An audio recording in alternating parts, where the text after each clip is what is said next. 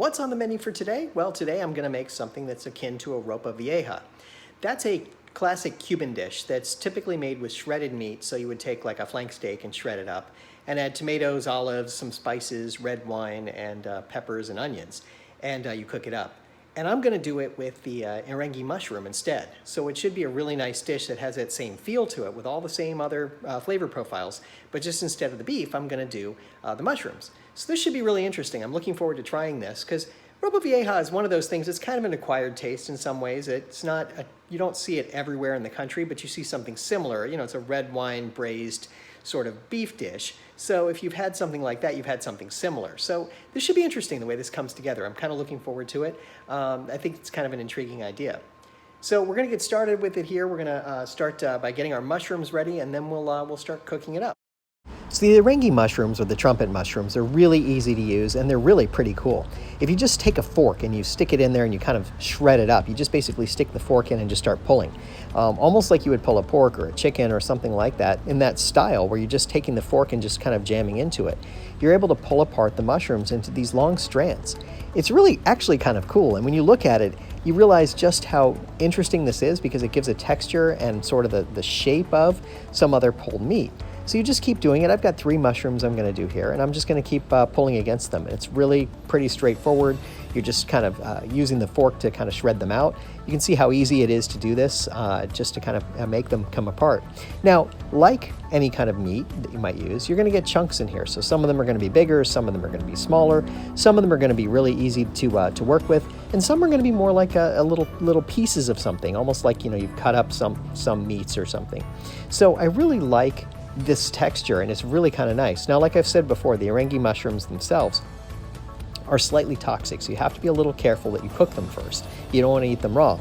Now, as I'm finishing shredding them here, what I'm doing is I'm just doing a little chopping to them because there's a few bigger pieces that came off. Not all of them are the fine shreds that I'd like, and also they're a little long. So as I'm making this dish, I want them to kind of come together a little bit smaller. So I'm going to go ahead and just chop them up a little bit, and I'll use my fingers to pull them apart too, but you can see how this kind of looks. It has an appearance like any other meat. And from the appearance side, to make something like a ropa vieja, you want it to have sort of that appearance. You want it to look like that. So I'll just keep shredding these up and moving them around a little bit here. I'll put them over on my sheet pan so that I can cook them in just a minute. Now, in the meantime, I'll take the really big chunks and the ends that I had here, and I'll just go ahead and dice those up. They give a little more texture and a little more substance to the dish, but it doesn't really take any extra effort to cut these up. All I'm trying to do is just make some chunks in there so I can use them in the dish, and it gives a little something extra. So I'll go ahead and put those on my sheet tray. I'll take my sheet tray and just move it over in front here so you can see, but I'll move all the pieces out and just move them around on the pan a little bit, and they'll be ready to go. I still have a few more to break up, a few more little pieces to break up here, so I'll just break those up. As I'm getting them moved onto the pan, I want to kind of create one layer. Now, I'm going to throw a little olive oil on this too before I put it in the oven. I just want to give it a little something so it crisps a little bit, so the olive oil will help it to crisp and cook through. So I'll go ahead and just do that and mix it up a little, just to give it a little something extra. And that'll also give it a little flavor as it starts to crisp up a little bit.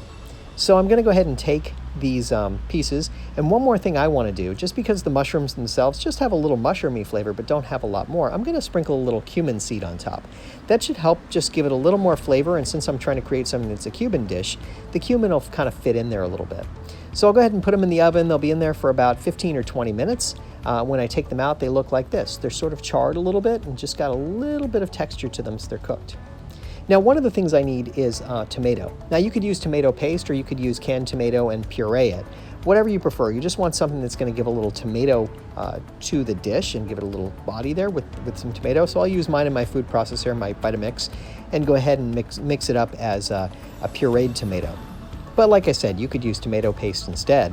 I've seen it done a couple of different ways. I prefer the tomato puree. I think it just gives it a little more body, but certainly tomato paste gives it more flavor. Now, the other 2 ingredients I'm going to need to chop up are a red onion and some sort of a bell pepper. It could be any color bell pepper you like. All I'm going to do is just go ahead and make little pieces out of both of these and then put them in a bowl here so I can put them into my dish when I'm ready to actually start cooking it. Now I'm just going to go ahead and chop those up and just get some chunks here, and I'll go ahead and chop my orange pepper in this case. That's the color I chose, but any color pepper works. I've seen it with different colors. I've seen this dish done a lot of different ways, but I just like the orange because it gives it a little color. So you're just going to go ahead and dice those up, take your seeds out, and just make some pieces out of it. So we'll just go ahead and slice those up and make some pieces, and we'll be all set.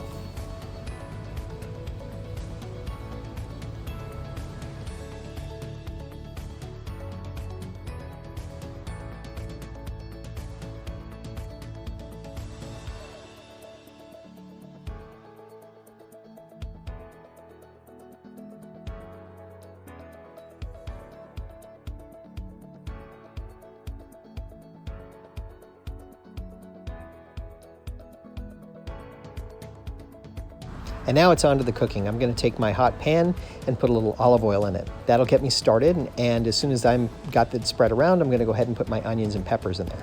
And that's just going to go ahead and start cooking for a couple of minutes just to get a little color on it, give a little flavor. You start to smell the aromatics come out right away from the onions, and you start to be able to work with it. So as that cooks up a little bit, the next thing I'm going to add is a little bit of garlic. I like garlic in this dish. It's just a nice way to kind of add something to it. So I'll put the garlic right in there. I like to use a fair amount of garlic, and I'll go ahead and mix that up and start using it as well. So now I've got my base started here. The next thing I'm going to put in are my mushrooms. I'm going to get my mushrooms off of the pan there, off of my sheet pan, and move them over and put them into this dish so they can start cooking through as a part of the whole thing. You can see I've got a little liquid on the bottom there. My garlic flavor is coming together. My onions are coming together. So I'll get my mushrooms in there, and now I can start making this dish really come alive. So here I've got my main ingredients working, and I'm starting to saute them in the pan. My mushrooms are already cooked and they're a little bit browned, but now I'm going to add a little more texture to them by just continuing to cook them, plus flavor, of course. It's going to get a little more flavor in here as I continue to cook them.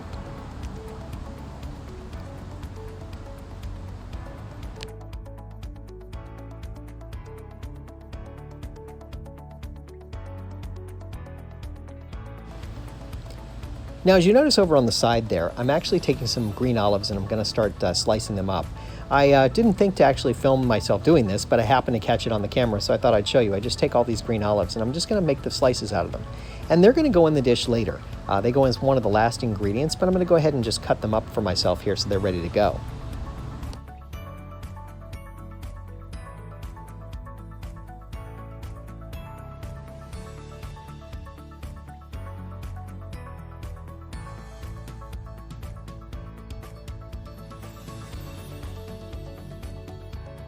So now I'm just taking my dish and continuing to cook it for a little bit longer. I just want to continue to saute it and get things mixed in there. Next up, I'm going to go ahead and add on my next ingredient, and that's going to be a little bit of wine. Now, typically in this, you'd use red wine. Red wine is like the traditional way to do this, but I noticed I didn't have any red wine. I didn't even realize it when I went to start the cooking, but I didn't have any red wine, so I'm going to add about a quarter cup of white wine and a little bit of red wine vinegar. It'll give the right flavor, but the one thing it won't do is sort of make everything reddish in color. One thing about the Ropa vieja is it tends to be reddish, and that's primarily because of the wine. So these two ingredients will give the right flavor profile, but it just won't look quite as red. The tomato will help, but it won't quite make it the way I want it. But that's okay. The flavors will be spot on, I think.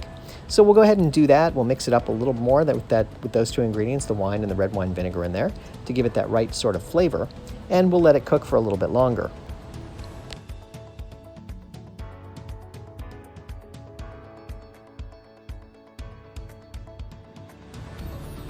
And now I'm going to add my tomato puree. So I've got my tomatoes, I'll put them in here.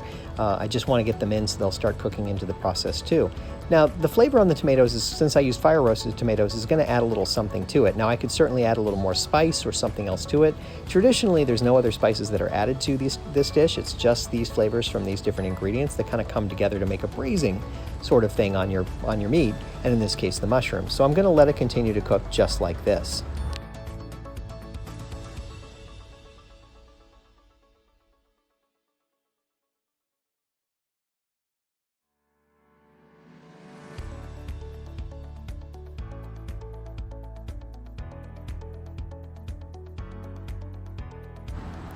Now to let the flavors come together, one more ingredient I'm going to use is some vegetable stock. So I'm going to add about a half a cup or so of vegetable stock to the dish to just give it a little bit more flavor and allow it to kind of round out a little bit more. The mushrooms will absorb a little bit more flavor this way if you just let it cook like this. So we'll add that in there. And then finally, we're going to take our green olives and put them in. And that's it. All I need to do is let it simmer for about 20 minutes, and you'll have a dish that's very similar. On the left is my ropa vieja made with meat, and on the right is what I made with the mushrooms. You can see they're very similar in a lot of ways. So at the end, when you take it out, here's what you get. You get a dish that looks something like this and has all the flavor profiles of ropa vieja.